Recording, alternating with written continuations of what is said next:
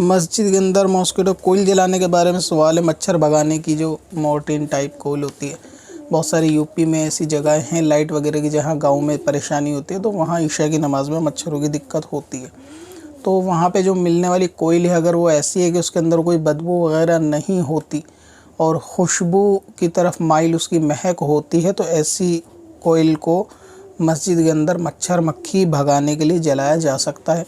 और अगर उसके अंदर कोई ऐसे केमिकल निकलते हैं या कोई ऐसी बदबू होती है तेल की या केमिकल की, तो फिर उसको मस्जिद के अंदर रख के जलाना या आसपास भी जलाना कि उसका धुआं मस्जिद में जाए और बदबू फैले, दोनों सूरतों में ये मना है। और अगर उसके अंदर कोई बदबू नहीं है, खुशबू है, तो कोयल को मस्जिद में जला सकते हैं। इसी तरह वो डिजिटल जो लाइट वगैरह के अंदर फिट करने की आती है एक कोयल बोर्ड के अंदर जो बिजली से चलती है, उसका भी सेम मामला है कि उसमें भी बदबू नहीं है तो जला सकते हैं।